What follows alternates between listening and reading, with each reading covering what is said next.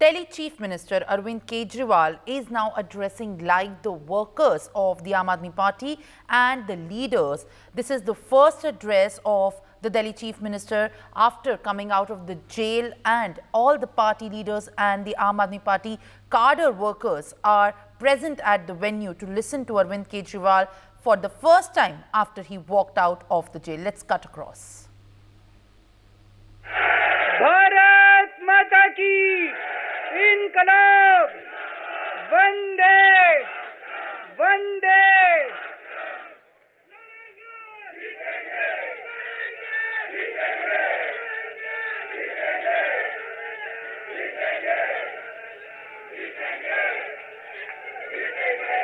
मंच पे बैठे हुए मेरे सभी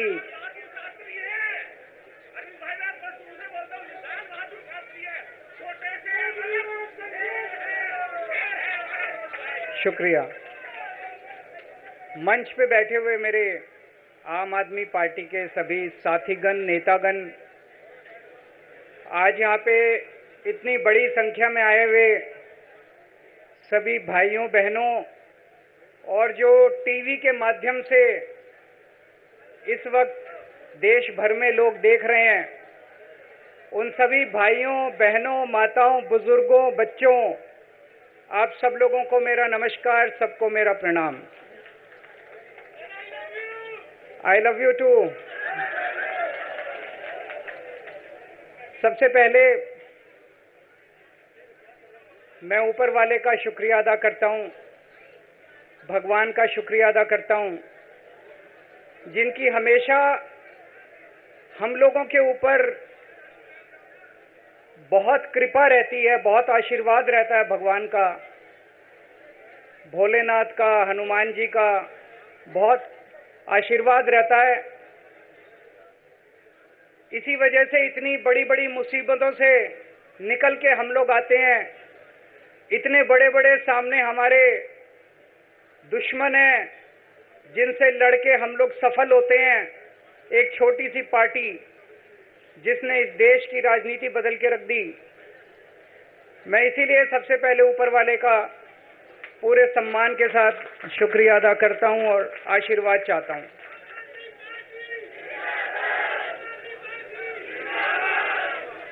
मैं उन लाखों लाखों लोगों का शुक्रिया अदा करता हूं जिन्होंने हम लोगों के लिए, जब हम लोग जेल में थे, मैं, मनीष सिसोदिया जी, संजय सिंह जी, विजय नायर जी, अभी सतिंदर जैन जी हैं, अमानतुल्लाह खान हैं, उनको वो भी जल्दी आएंगे मैं उम्मीद करता हूं।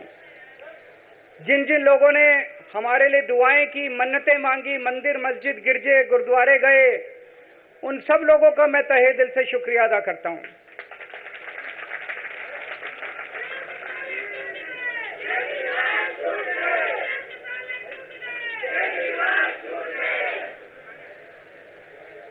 जेल में काफी वक्त मिला सोचने का, पढ़ने का, और कई किताबें पढ़ी, पॉलिटिकल किताबें पढ़ी, अपने स्वतंत्रता के आंदोलन की किताबें पढ़ी, गीता कई बार पढ़ी, रामायण पढ़ी, महाभारत पढ़ी।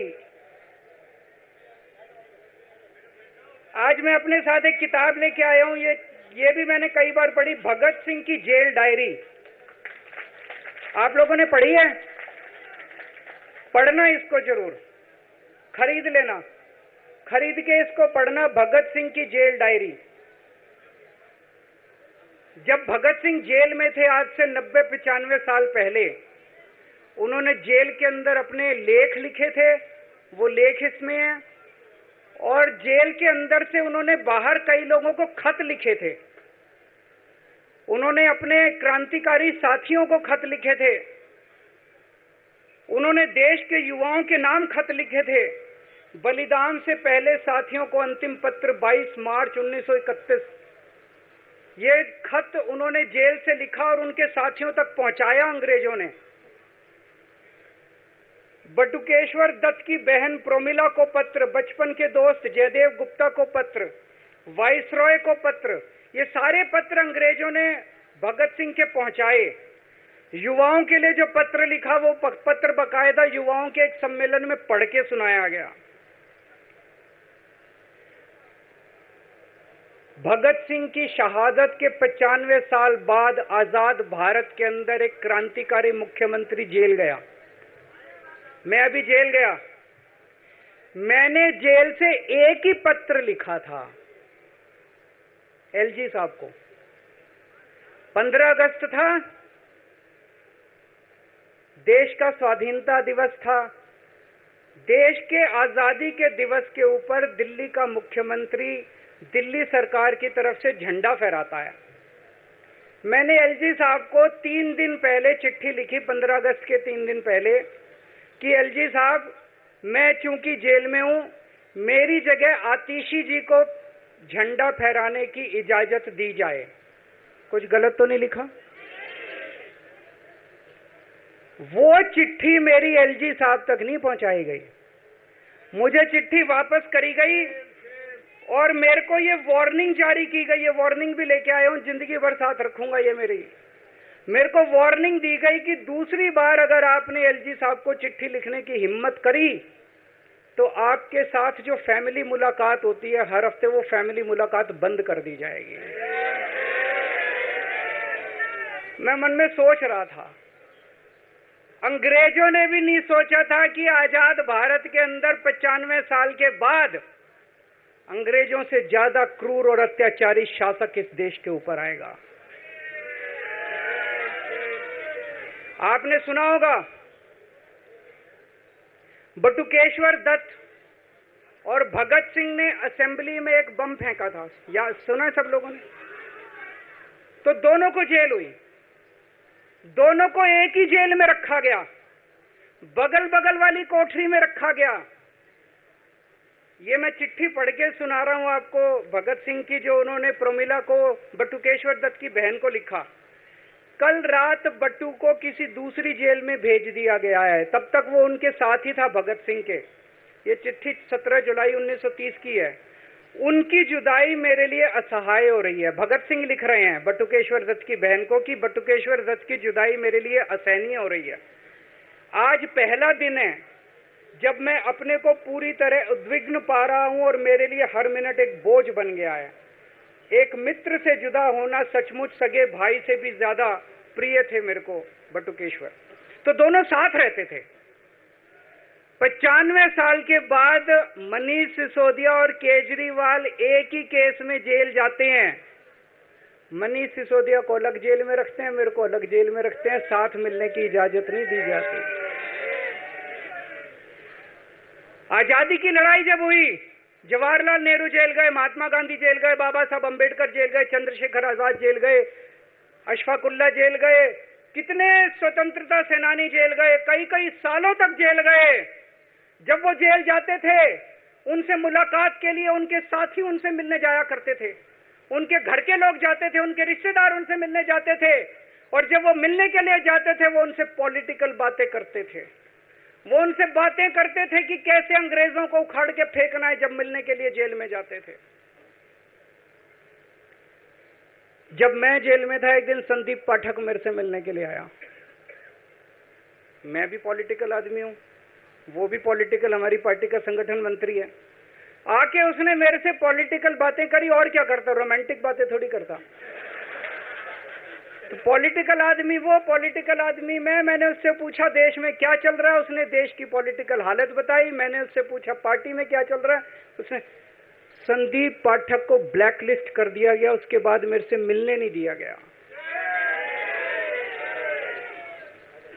भगत सिंह जब फांसी पे चढ़े, उन्होंने सपने में भी नहीं सोचा था कि ऐसा भारत होगा। आज से 95 साल के बाद इस देश के अंदर इतनी क्रूर और अत्याचारी सरकार आएगी कि अंग्रेजों को भी पीछे छोड़ देगी। दोस्तों,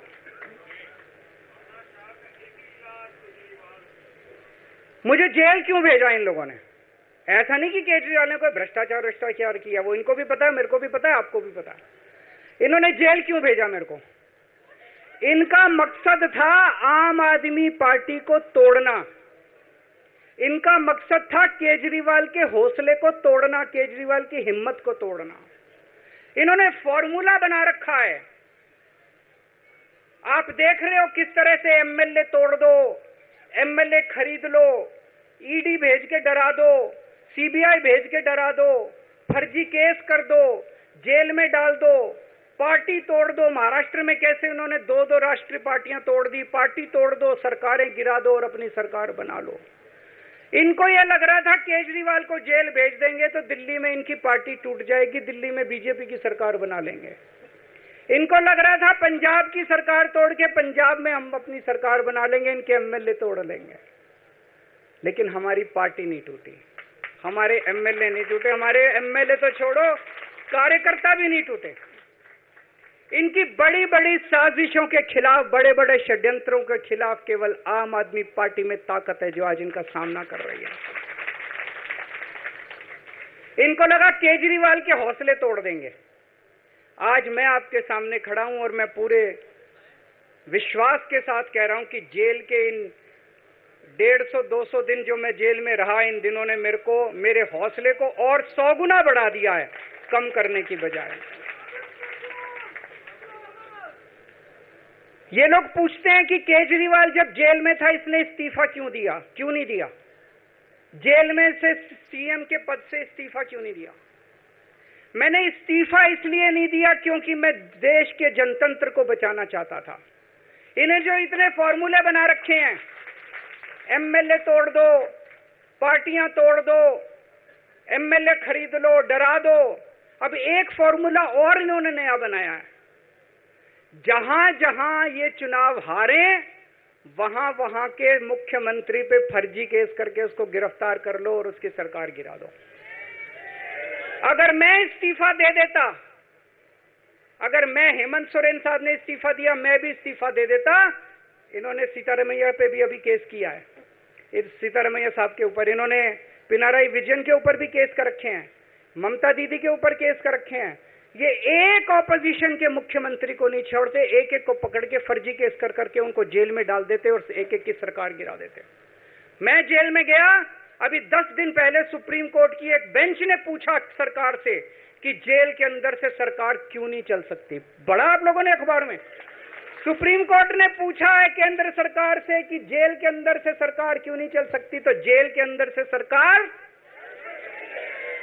साबित कर दिया हमने।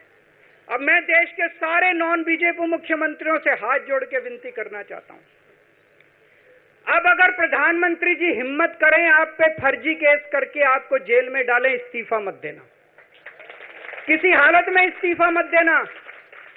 जेल से सरकार चलाना हम सबको मिलकर, ऐसा नहीं कि हम पद के लालची हैं, ऐसा नहीं कि मुख्यमंत्री पद हमारे लिए महत्वपूर्ण है, इसलिए क्योंकि हमारे लिए हमारा संविधान जरूरी है, हमारा देश जरूरी है, जनतंत्र जरूरी है, जनतंत्र को बचाना जरूरी है। इतने भारी बहुमत से जीती हुई सरकार, एक बार 70 में से 67 सीट आई, एक बार 70 में से 62 सीट आई और आप पकड़ के जेल में डाल दोगे और कहोगे इस्तीफा दे। मैं सारे मुख्यमंत्रियों से आज हाथ जोड़ के विनती करना चाहता हूं, इनका ये नया फॉर्मूला भी आम आदमी पार्टी ने फेल कर दिया है, जो इन्होंने नया फॉर्मूला बनाया।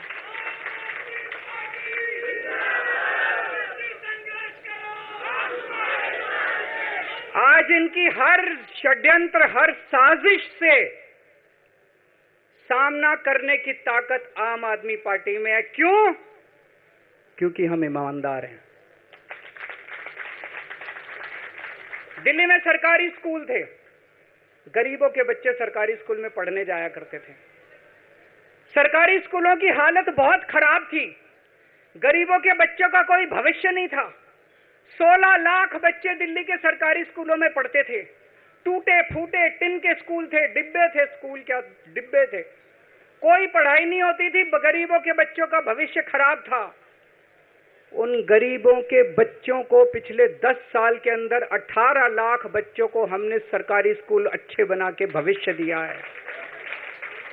हम ये कैसे कर पाए? हम ये कर पाए क्योंकि हम ईमानदार हैं। आज अगर किसी के घर में कोई बीमार हो जाए, प्राइवेट में ले जाओ, लाखों लाखों रुपए खर्च हो जाते हैं। अगर थोड़ी सी सीरियस बीमारी हो, छोटी सी बीमारी हो, 10-15 हजार रुपए कहीं नहीं गए, इन बड़े बड़े अस्पतालों में ले जाओ। दिल्ली के अंदर हर सरकारी अस्पताल को शानदार बनाया, नए नए सरकारी अस्पताल खोले, गली गली में मोहल्ला क्लिनिक खोला। लोगों की, चाहे अमीर हो चाहे गरीब हो, सबका इलाज, सबकी दवाइयां, सबके टेस्ट, पूरा इलाज मुफ्त कर दिया। क्यों? क्योंकि हम ईमानदार हैं। आज दिल्ली की महिलाएं जब बस में सफर करती हैं, उनकी टिकट नहीं लगती। बाकी देश की सरकारें घाटे में चल रही हैं, दिल्ली की सरकार ये सब सुविधा देने के बावजूद फायदे में चल रही है। क्यों? क्योंकि हम ईमानदार हैं। आज दिल्ली के अंदर इतनी सुविधाएं, 24 घंटे बिजली आती है आज दिल्ली में, पहले 8-8 घंटे के पावर लगते थे। हम ये कर पाए क्योंकि हम ईमानदार हैं। आज दिल्ली के लोगों को फ्री बिजली मिल रही है। कैसे? क्योंकि हम ईमानदार हैं। आज दिल्ली में जगह जगह सीसीटीवी कैमरे लग गए, स्ट्रीट लाइट्स लग रही हैं, लोगों को तीर्थ यात्रा कराई जा रही है। इतने कच्ची कॉलोनियों के अंदर पिछले 75 साल में इतनी सड़कें और गलियां नहीं बनी जितनी पिछले 10 साल के अंदर में सड़कें और गलियां बना दी। 75 साल के अंदर दिल्ली में इतनी पानी की पाइपलाइन नहीं डली जितने पिछले 10 साल के अंदर पानी की पाइपलाइन डाल दी। कहां से आया पैसा? क्यों? क्योंकि हम ईमानदार हैं। ये हमारी ईमानदारी से डरते हैं, ये हमारी ईमानदारी से डरते हैं। ये बिजली फ्री नहीं कर सकते। क्यों? ये बेईमान है। ये स्कूल ठीक नहीं कर सकते। इनकी 30-30 साल से सरकारें चल रही हैं कई राज्यों के अंदर, 25-25 साल से, 15-15 साल से इनकी सरकारें चल रही हैं। ये स्कूल ठीक नहीं कर सकते, अस्पताल ठीक नहीं कर सकते, ये फ्री इलाज नहीं दे सकते, ये बिजली फ्री नहीं कर सकते, ये 24 घंटे बिजली नहीं कर सकते। क्यों? ये बेईमान, ये बेईमान है। आज इन्होंने ईडी छोड़ दी, इनकम टैक्स छोड़ दिया, दिल्ली पुलिस छोड़ दी, इतने केस कर दिए हमारे ऊपर, और हम डट के खड़े हैं इनके खिलाफ, इनका मुकाबला कर रहे हैं क्योंकि हम ईमानदार हैं। इसलिए ये मेरे को बेईमान साबित करना चाहते हैं। ये मेरे को बेईमान साबित करना चाहते हैं। मेरे ऊपर कीचड़ फेंक रहे हैं, मेरे ऊपर लांछन लगा रहे हैं, मुझे सुबह शाम गालियां देते हैं। लेकिन मेरे लिए बीजेपी इंपॉर्टेंट नहीं है, मेरे लिए आप लोग इंपॉर्टेंट हो। अगर देश की जनता, दिल्ली की जनता को लगता है केजरीवाल बेईमान है, मैं 1 मिनट के लिए सीएम की कुर्सी पे भी नहीं बैठूंगा। 1 मिनट के लिए मैं बैठने को तैयार नहीं। मैंने अपने जीवन में कुछ नहीं कमाया, मेरा बैंक अकाउंट खाली है, हमारी पार्टी का बैंक अकाउंट खाली है। मैंने जिंदगी में कुछ नहीं कमाया, अपनी इज्जत और अपनी ईमानदारी के सिवा मेरे पास कुछ नहीं आया। इनकम टैक्स में कमिश्नर की नौकरी करता था, 2000 में नौकरी छोड़ के सन 2000 से 2010 तक 10 साल मैंने दिल्ली की झुग्गियों के अंदर बिताए हैं।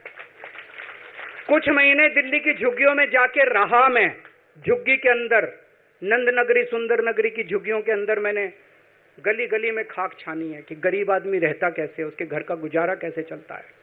अगर पैसे कमाने हो तो इनकम टैक्स कमिश्नर की नौकरी बुरी नहीं थी।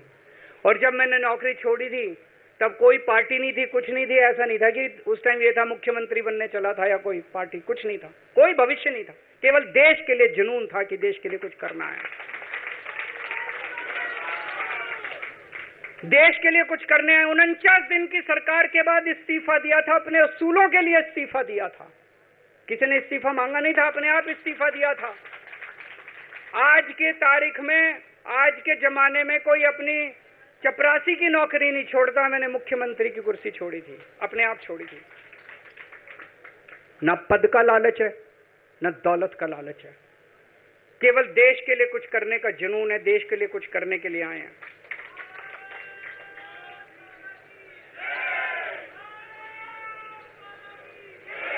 इन्होंने मेरे ऊपर आरोप लगाए, मनीष जी के ऊपर आरोप लगाए हैं।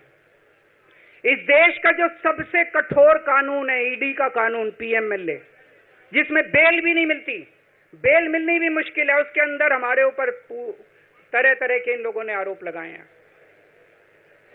कोर्ट से हमको बेल मिल गई, उसके बावजूद आज की तारीख में, आज जो स्थिति है, इससे फालतू कोर्ट और कुछ नहीं कर सकता था जितना कोर्ट ने कर दिया हमारे पक्ष में। हम कोर्ट के बहुत शुक्रगुजार हैं। कोर्ट ने हमें बेल दे दी, अभी बेल तक ही दे सकता था। अब ये केस चलेगा। मैंने वकीलों से पूछा, मैंने कहा मेरा दिल कहता है कि जब तक ये मैं कोर्ट से बरी होके ना आ जाऊं तब तक मैं सीएम की कुर्सी पे नहीं बैठूंगा। उन्होंने कहा जी ये 10 साल चलेगा केस, कोई कह रहा है 15 साल चलेगा केस, कोई कह रहा है 20 साल चलेगा केस। तो केस ये अभी लंबा चलेगा। आज कोर्ट जितना कर सकता था, कोर्ट ने हमारे पक्ष में निर्णय लिया है, हमें बेल दे दी। उन्होंने ऐसे कानून में जिसमें बेल मिलनी नामुमकिन होती है, उन्होंने बेल दे दी। आज मैं आपकी अदालत में आया हूं, जनता की अदालत में आया हूं, आपसे पूछने के लिए आया हूं, क्या आप केजरीवाल को ईमानदार मानते हो कि गुनहगार मानते हो?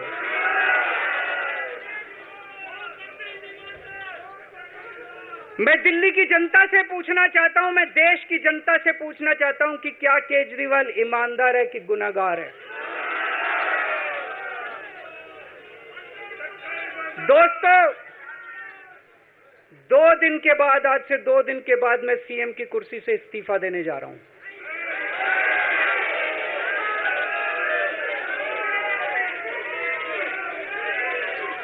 और मैं तब तक सीएम की कुर्सी पे नहीं बैठूंगा जब तक जनता अपना फैसला ना सुना दे। मैं जनता के बीच में जाऊंगा, गली गली में जाऊंगा, घर घर में जाऊंगा, और जब तक जनता अपना फैसला ना सुना दे कि केजरीवाल ईमानदार है, तब तक मैं सीएम की कुर्सी के ऊपर नहीं बैठूंगा।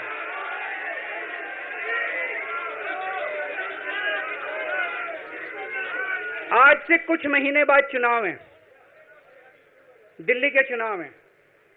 मैं जनता को निवेदन करना चाहता हूं, अपील करना चाहता हूं, अगर आपको लगता है केजरीवाल ईमानदार है, मेरे पक्ष में वोट दे देना। अगर आपको लगता है केजरीवाल गुनहगार है, मेरे को वोट मत देना। आप अगर मेरे को, आपका एक एक वोट मेरी ईमानदारी का सर्टिफिकेट होगा। अगर आप मेरे को वोट देके जिताओगे और अगर आप कहोगे कि केजरीवाल ईमानदार है, तो चुनाव के बाद, उसके बाद जाके मैं सीएम की कुर्सी पे बैठूंगा। तब तक मैं सीएम की कुर्सी पे नहीं बैठूंगा।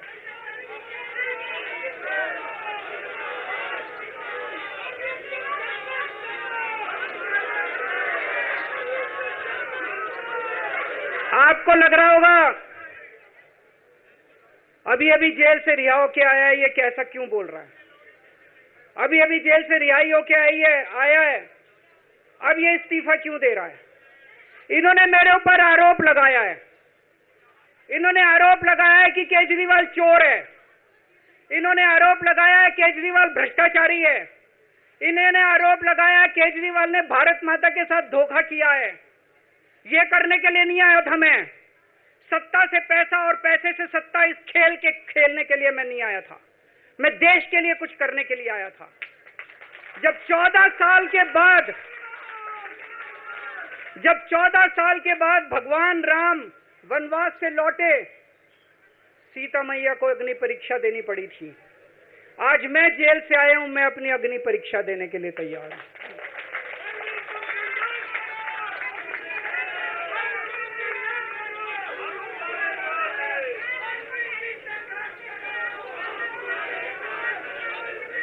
ये कुछ लोग बोल रहे हैं सुप्रीम कोर्ट ने कुछ कंडीशंस लगाई हैं, काम नहीं कर पाएंगे।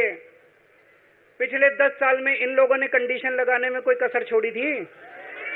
एलजी साहब ने कंडीशन लगाने में कोई कसर छोड़ी थी? केंद्र सरकार ने 1 कानून, 2 कानून, 3 कानून, कानून पे कानून डाल के मेरी पावर छीन ली, पर आपके काम बंद नहीं होने दिए मैंने।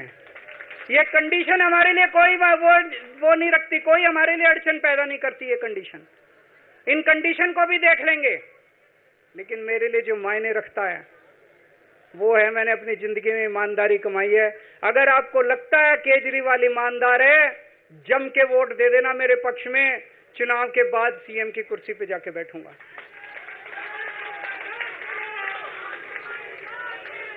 फरवरी में चुनाव है। आज इस मंच से मैं मांग करता हूं कि ये चुनाव नवंबर में कराए जाएं, महाराष्ट्र के साथ कराए जाएं, तुरंत कराए जाएं चुनाव। और जब तक आपका फैसला नहीं आएगा, तब तक मैं जिम्मेदारी नहीं संभालूंगा और मैं जब तक चुनाव नहीं होते, मैंने जैसे बताया 2 दिन के बाद मैं अपना इस्तीफा दूंगा।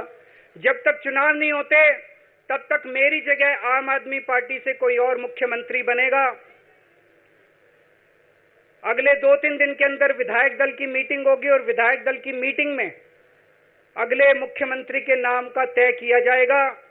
मैं मनीष जी से बात कर रहा था, जो पीड़ा मेरे मन में है वो पीड़ा मनीष जी के मन में भी है। इनके लिए भी वही सब कहा गया जो मेरे लिए कहा गया है।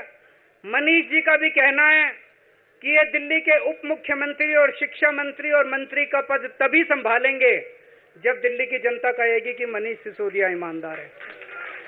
तो मैं और मनीष सिसोदिया हम दोनों का फैसला आपके हाथ में है, जनता के हाथ में है। हम दोनों जनता की अदालत में जा रहे हैं, गली गली जाएंगे, जनता के बीच में जाएंगे और उनसे पूछेंगे, अगर जनता कहेगी ईमानदार है तो हम आके इसकी कुर्सी पे बैठेंगे। 2020 में आया था मैं, 2020 में मैंने कहा था, मैंने अगर काम किया हो तो मेरे को वोट देना और काम नहीं किया हो तो वोट मत देना, कहा था कि नहीं कहा था? आज मैं आपके बीच में आया हूं, मैं कह रहा हूं अगर मैं ईमानदार हूं तो वोट देना, अगर मैं बेईमान हूं तो वोट मत देना, बिल्कुल मत देना। भारत माता की, भारत माता की।